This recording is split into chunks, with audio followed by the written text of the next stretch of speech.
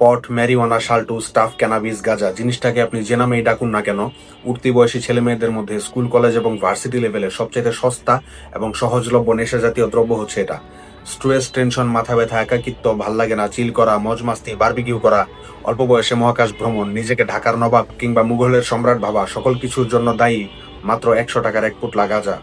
কেউ খায় সিগারেটে ভরে স্টিক, কেউ খায় পেপারে ভরে জয়েন্ট, কেউ খায় মেলায় বসে মাটির বাঁশিতে, কিংবা কেউ করে বং। উদ্দেশ্য একটাই, কিছু সময়ের জন্য দুনিয়াবি যন্ত্রণা থেকে মুক্তি, বাস্তব দুনিয়ার কষ্ট ভুলে একটুখানি অবাস্তব দুনিয়ায় বিচরণ, যেখানে আপনি নিজেকে যা মনে করবেন আপনি তাই।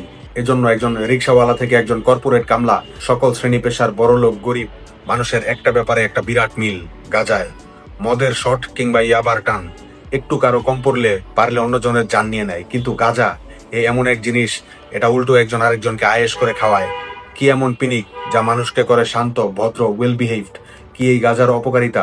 গাজা খেলে লং টার্মে কি কি সমস্যা হয়? কিংবা যেহেতু ওয়েস্টার্ন কান্ট্রিতে বলে স্মোক উইড এভরিডে, তাহলে কি এটার কোনো উপকারিতাও আছে? চলুন জানবো এখনই। আগে একটু জেনে নেই যে আমরা কেন হাই হই। গাজায় থাকে টিএইচসি বা টেট্রাহাইড্রোক্যানাবিনল, যেটি মূলত একটি সাইকো অ্যাক্টিভ উপাদান। কেউ যখন গাঁজা সেবন করে তখন এই উপাদানের কারণে আমাদের মস্তিষ্কের কার্যকলাপ পরিবর্তিত হয়। আমাদের মস্তিষ্কে কোটি কোটি নিউরন আছে যারা একজন আরেকজনের সাথে কমিউনিকেট করে। সবসময় মগজ যেন জ্যাম হয়ে না যায়, সেজন্য কিছু নিউরন ব্রেক বা স্টপ বাটনের মতো কাজ করে। তারা অন্য নিউরনকে বলে, একটু থামো, এখন সিগন্যাল পাঠানো বন্ধ করো। কিন্তু যখন টিএইচসি মস্তিষ্কে ঢুকে, সে সরাসরি গিয়ে স্টপ বাটনগুলোকে অফ করে দেয়, বন্ধ করে দেয়। ফলাফল, আপনার নিউরনগুলো তখন পাগলের মতো সিগন্যাল পাঠাতে থাকে। আর এই কারণে সামান্য একটা চিন্তাও যখন মনের মধ্যে আসে, তখন সেটাকে অনেক ডিপ বা গভীর বা ফিলোসফিক্যাল বলে মনে হয়। সামান্য একটা রঙকেও অনেক বেশি উজ্জ্বল বলে মনে হয়। গান শুনলে প্রত্যেকটা ইনস্ট্রুমেন্টের আওয়াজ আপনি আলাদা আলাদা শুনতে পান। মনের মধ্যে অকারণে অপ্রয়োজনীয় বিষয়ে, ছোটখাটো বিষয়ে উল্লাস তৈরি হয়, আনন্দ তৈরি হয়। ভরপেট থাকলেও মনে হয় কিছুই খাননি, আবার পেট ভরে খেতে ইচ্ছা করে।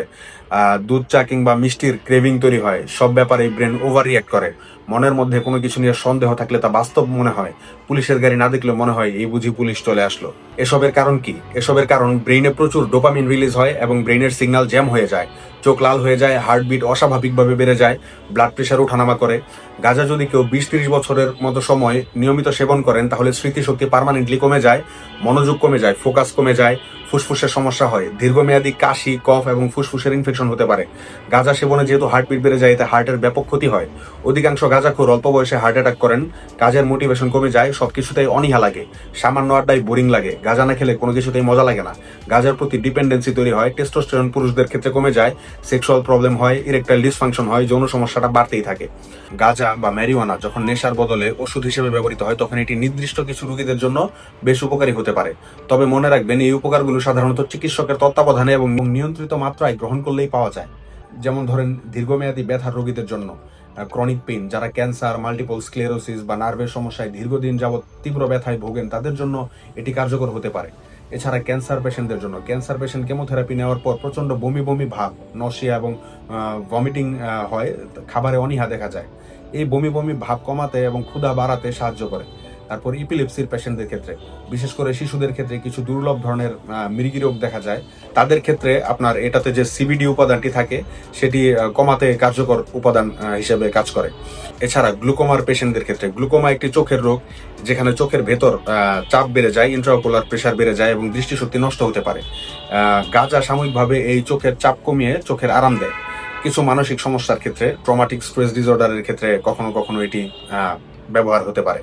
কিন্তু মেডিকেল মারিওয়ানা এবং সাধারণ গাঁজার মধ্যে একটি বড় পার্থক্য রয়েছে, সিবিডি বনাম টিএইচসি। ওষুধের জন্য যেটি ব্যবহৃত হয় সেটি সাধারণত সিবিডি, এটি কোনো নেশা তৈরি করে না। অন্যদিকে নেশার সেটাতে থাকে টিএইচসি, এটি মস্তিষ্ককে আচ্ছন্ন করে ফেলে। সো এটি টোটালি ডিফারেন্ট। সো আমরা এটা অ্যাডভাইস করব যে আপনারা যত দ্রুত পারেন এ ধরনের বদভ্যাস আপনারা ত্যাগ করে ফেলুন। এটি আপনার শরীরের এবং মানসিকভাবে লং টার্মের জন্য অনেক বেশি ক্ষতিকর। আপনাদের কোনো প্রশ্ন থাকলে আমাদের জানাতে পারেন, আমাদের চ্যানেলটিকে সাবস্ক্রাইব করে নিতে পারেন। ধন্যবাদ। আসসালামু আলাইকুম।